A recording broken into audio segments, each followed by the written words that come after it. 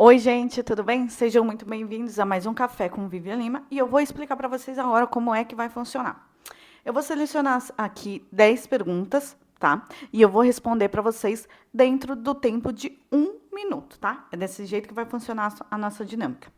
Onde eu recebo essas perguntas? Gente, eu recebo tanto elas no Instagram quanto também aqui no YouTube, tá? Então vocês podem ficar à vontade de mandar. Tem no TikTok também, tá?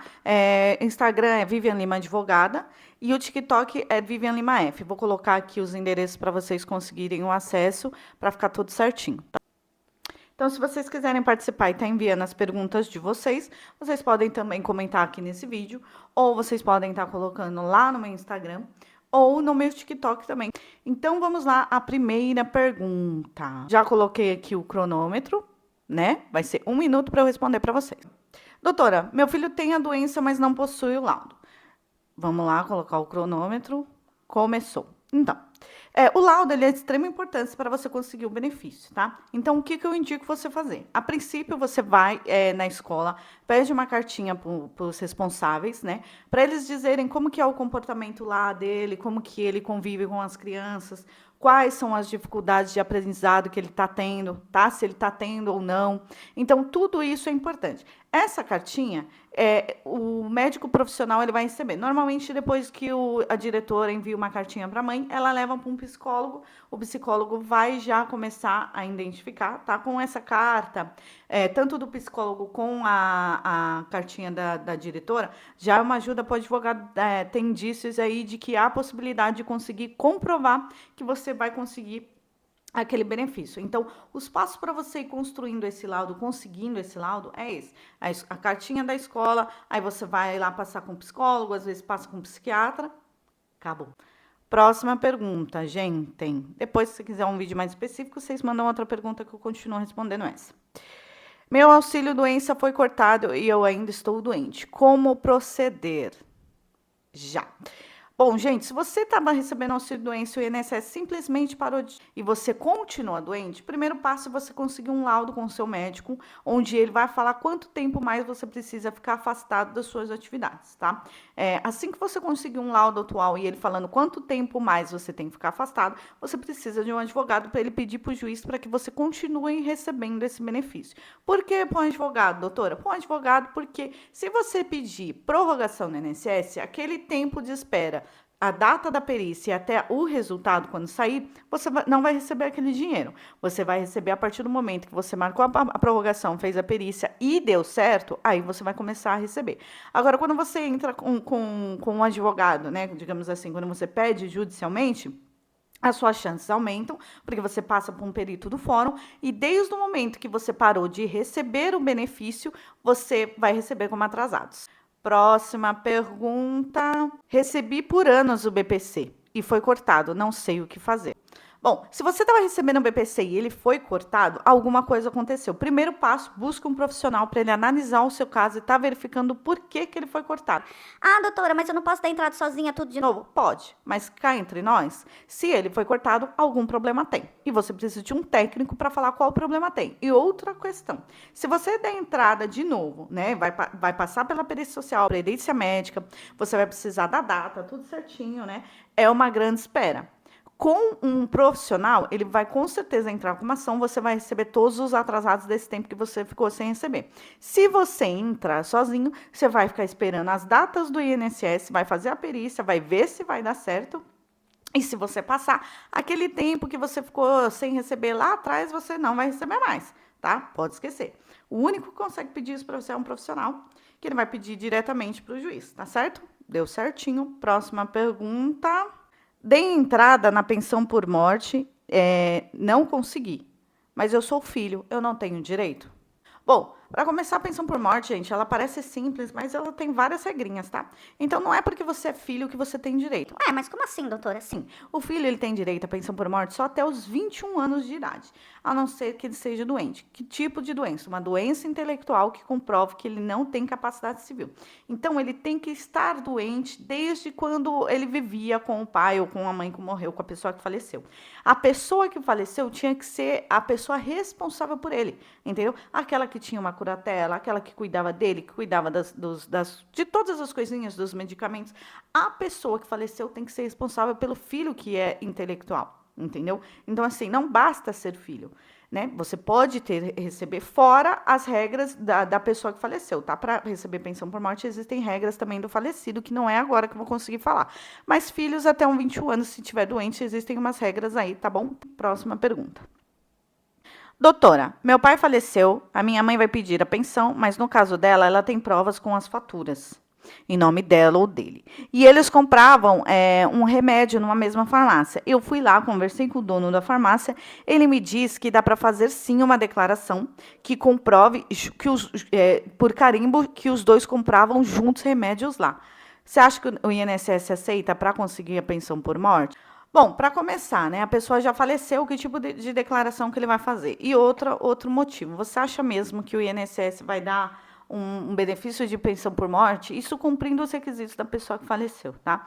Você acha que o INSS vai dar para você um benefício de pensão por morte porque você comprovou que ia lá e comprava os medicamentos juntos? Vocês têm que pensar se esse tipo de prova traz alguma segurança jurídica plausível para que a pessoa tenha direito a um benefício, né?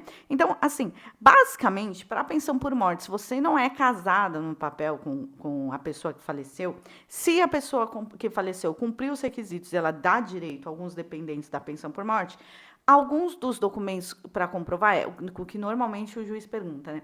Você assinou o óbito?